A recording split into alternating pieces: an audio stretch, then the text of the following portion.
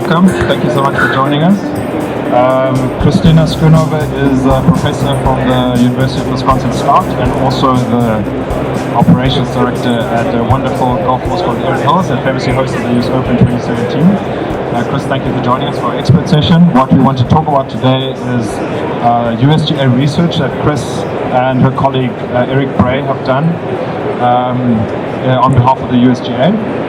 That looks at the definition of the golfer experience, and it's fantastically insightful. Kris, welcome. And with you mentioning the USGA, let's jump straight into the theme. So the USGA has set a challenge for the industry. I can actually ask Hunky Yoon from the USGA to quickly run us through it. Come through, Hunky. Well, thank you for putting me on the spot. I appreciate it. I love it. So, as the USGA, as we all know, is a 125-year organization, and for most of that, we focused on a few things. We focused on the rules, championships, handicapping, and we've also had the green section, which actually celebrates its 100th anniversary this year. And a lot of that has been agronomy, maintenance, turf grass, sort of the grounds on which we play. I think we realized that golf courses and golf is more about that, and so certainly the consumption of resources that go to making golf courses is a huge part for golf courses as those costs increase, and it puts more pressure on golf courses to be more financially viable and sustainable. At the same time, another key part of sustainability is the satisfaction that a golf course provides to its golfers. And so an increase in that satisfaction, which is sort of defined through the experience that a golf course can provide, are key elements in making sure that golf courses remain places that millions of golfers in the future can go to enjoy the game, to connect with others, to compete, and all the various benefits and joys that you get from the game wouldn't be there without the courses, and we want to try to support the courses as much as possible. And that's when we came up with this challenge statement for the industry, and we're relying on a lot of different people, Tagmarshal, Kris, course managers, associations around the country to try to help us with this goal. Thank you, Hunky. We'll book you for our next session. So a 25% reduction in the consumption of key resources, a 20% increase in golfer satisfaction. So these are great challenges, but for us to know where we're going, we need to have a baseline, because what are we going to improve on if we don't know where to start? So this is where Professor Schoonover and Professor Bray went to dig into some fantastic research. Kris, won't you please give us a quick outline of how you went about defining 1,000 touch points in the golfer experience and defining the golfer experience? So it was a very lengthy study. It took a good year to be able to get it from beginning to end. And one of the first things we did is we did focus groups across the country. And we looked at and asked individuals from a variety of different places to be able to say, what have you experienced? What do you wish for? What are those expectations from beginning to end when you think about playing golf that day, all the way to when you leave the property?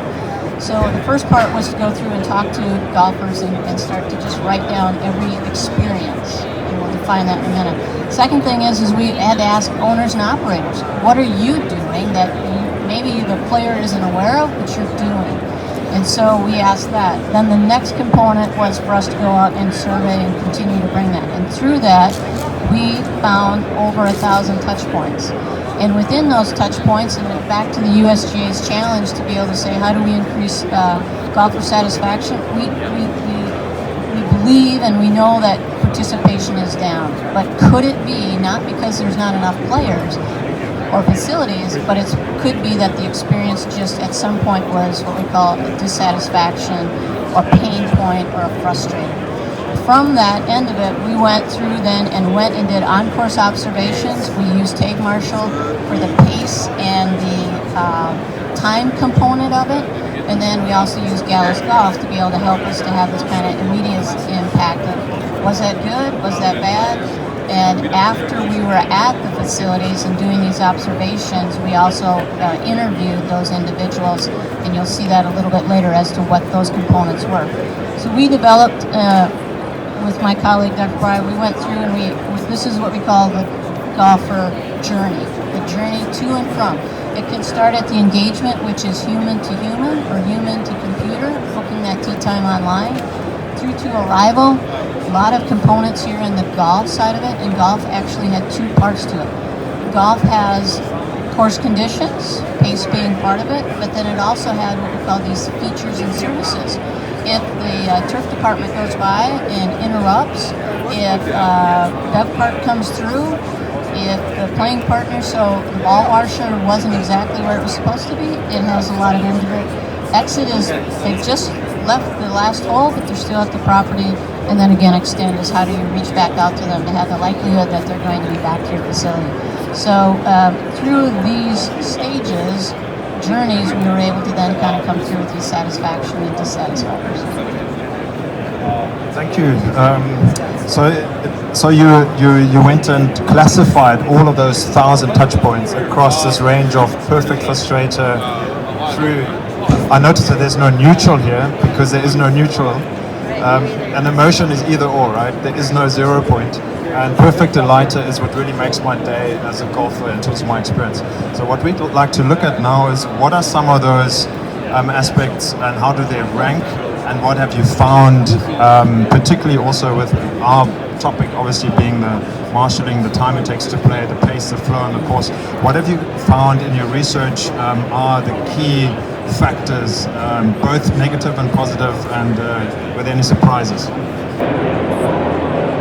As an owner and operator and a professional in this industry, you have to realize that at some point you're going to have a budget constraint. Maybe it happens all the time. And then there's times when you're wondering, well, should I keep that amenity or that services?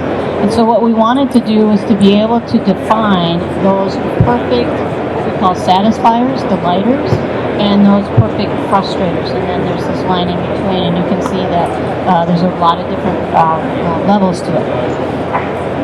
When we found a perfect frustrator, you needed, our strategic initiative to you would be to say, go fix it. If we found a perfect delighter and satisfier, keep it. Everything else, individuals enjoy, but these were the ones that had an immediate impact in the overall satisfaction. Pace, being a component of time, these are the areas that we saw. So we realized that it's this human-to-human component, having this individual that meets you as it relates to whether you're on time or not on time. And we use Tagmarshal to be able to show a group was either being delayed or ahead of pace. So these interactions, these perfect delighters, you need to understand and you need to keep. And what we refer to this is that the marshal, the ranger, identifies, whether it's through tag or your other matrix that you're using, that you're behind or that a group is ahead. If you have a marshal on the golf course and the opposite happens, which is there's a group that is being delayed, and that marshal does nothing to interact with a perfect frustrator, you cannot make up that experience. So you've already possibly disappointed them regardless of, I'm sorry, a reduction in a rate, whatever. You've created a situation that's not available. Tee to green, difficult, okay? You can't redo the golf course, but you maybe do implementation such as a shuttle. Allow every once in a while to be able to lift a group and put it back into place. On the opposite end of it, when we looked at the placement of those, again, you have a marshal out there, maybe you don't want a marshal. Maybe you use the technology that could come from this software, Tagmarshal, to be able to say, I only want that marshal when there's an opportunity to correct, and when I have to go out there, I must correct. So those were some of the components that we found when we said these perfect frustrators are those pain points that have to be addressed. It was really interesting to see that you said if there's something good and if you're delighting people, keep it. So the conditioning is obviously something that's a major focus for all operators, and a huge budget portion goes into that. But what you mentioned now is that if there is an incident where other speed is not great and there's corrective pace of play action that is not done well, then the players can't even see the well-conditioned course. They just boil over in emotion. And that is what they remember about this round. That's what they take away, and that's what makes them potentially not come back. So it's really interesting to see how sharp the ranges here. Positive ranger etiquette is probably so unexpected that if it does happen, people love it. And that this would be the highest rated across 1,000 touch points, incredible.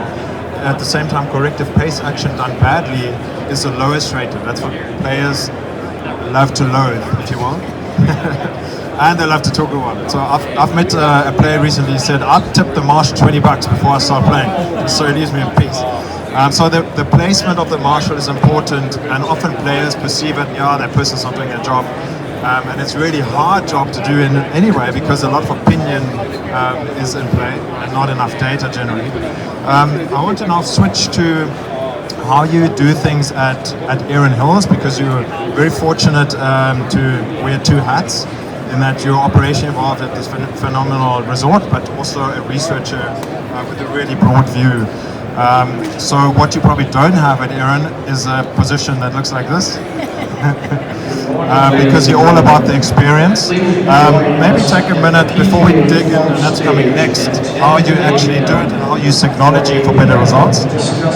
Where you see the big risks for golfers, for operators, for the game in general, if you don't take the time it takes to play, and how we handle the experience on course seriously.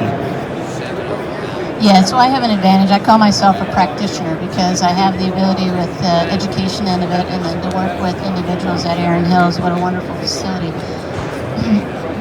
We have departments throughout the entire property, but we're seen as one property. And so what we're trying to do is to educate our entire staff about what it means when that player calls and books our tee time all the way to the ranger interaction until they leave, to be able to realize that pace is a component of that. We need that player to be able to have a great experience with an understanding that if they are 5 minutes from their tee times to 2 hours from their tee time, how we work with our staff to be able to make sure that we ensure that on time or component to the first tee. And in fact, getting to the first tee is critical. So when we look at pace, it's important for us to think about pace as a component of time, always time and the pace component.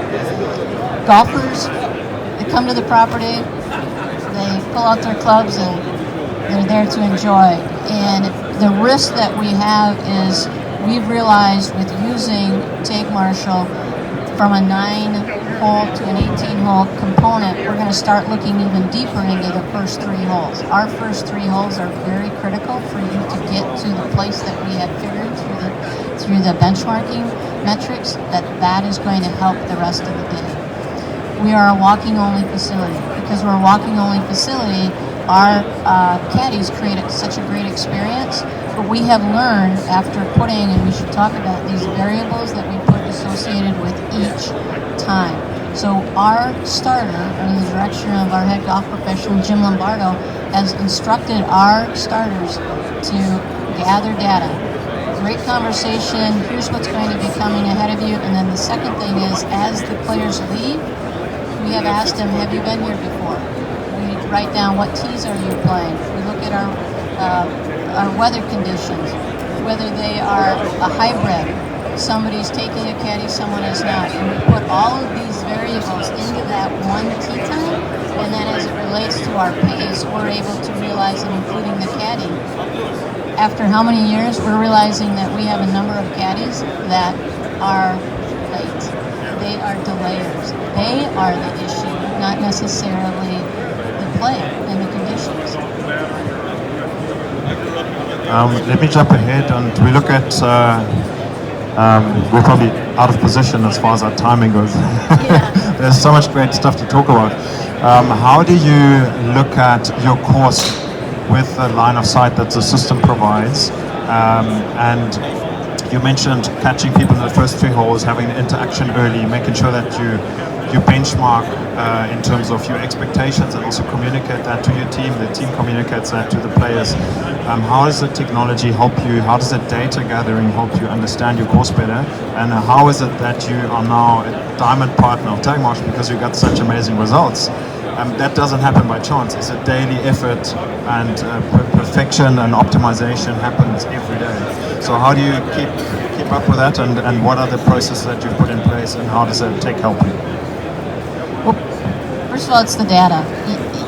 the reviewing of the data, our head golf professionals, our assistants are going through and looking at the data real time, all day long. Second thing is the education. We have the components of education, the scripts that are being written, we role play, or we make sure that we understand that interaction between the player and the corrective action is needed. The data is very helpful. We're a massive property. There are times where we have put in a shuttle between 4 and 5, this long walking distance. If we need to have that corrected, our marshals, our rangers will actually go out during the day and move a group back into place with the help of some, cart usage. Those are all areas that are real time and that we make that decision. We have a game plan where we make that decision as it occurs because of the data. So in this instance, this is not your course, obviously. Yours is much prettier. What would you be able to see? What would your team be able to see here in terms of information of these playing groups, and how would they make a decision where to interact? So the best part about Tag 2 is you have the delay. They've categorized who's being delayed, corrective action, be able to say, hey, we're on it, so that satisfaction continues, and then who's the delayer. And because we can identify who the delayer is, that's where the interaction, and that's where we need to either look at what tees are they playing, because we know what tees they're playing, what tees they've started at. If we move them ahead and make a suggestion to a forward tee, has that put them back into place? What are our caddies that we're doing? So when we look at these areas, we're pretty good, but then obviously we have these hot spots that have to have an attention to our marshalling groups in those areas. So the real time, the ability to look at multi-variables, because we've been able to do that, and then on the back end of it, we look at the data that we're collecting on that first tee. So here's a view on some data. So we can see every single tee time and how it performed. This is not from Erin, but what you guys do at Erin is you don't have just a flat goal time you work towards. You're actually starting a day a bit quicker and then you're staggering upwards, so you can pull play along. We're looking at weather, like you mentioned earlier. We want to always track interventions out there by your team to see are they successful.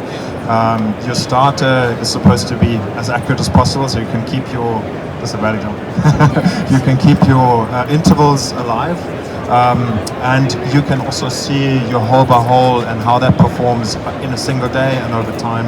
And ultimately, you want to know how many of our groups actually came through on pace, how many were held up, and how many may have not had the optimal experience. So this is something that you, as a team, obviously benchmark and you set goals. What are the one or two sort of key indicators that you constantly communicate internally and also report on? Well, we were asked to be here because of the overall experience that we have for players.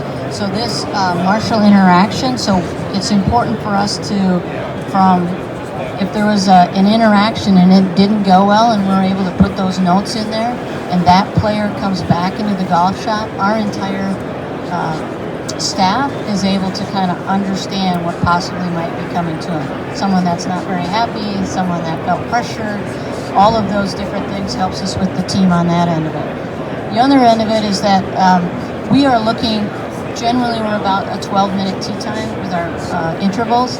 Can we make it shorter at different times of the day based upon what we know from historical data and the weather and the individuals, our caddies? Can we possibly make a different capacity level on the golf course by shrinking those tee times? And those are the things that we're going to look at this year even more, is being able to say, could we do a 9-minute? Should we do a 9-minute? Can we do a 9 and then a 12? What will that do for us? And those are, that's revenue, that's money.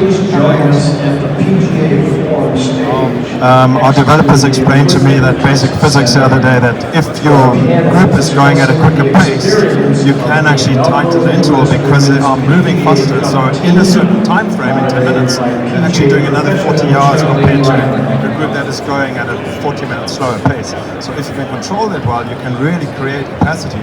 And I know that you have done this really well over the years, And capacity for you means additional green fees, additional legs through the resort, additional nights of accommodation. So there's a very, very real commercial interest in doing this well, over and above creating a no surprises perfect experience. Thank you so much, Kris. Thank you so much, everyone, for joining us. That was super insightful. I know that we could have booked a 2-hour expert session with you, Kris. You are full of amazing insights. Thank you so much for taking the time. Really appreciate it.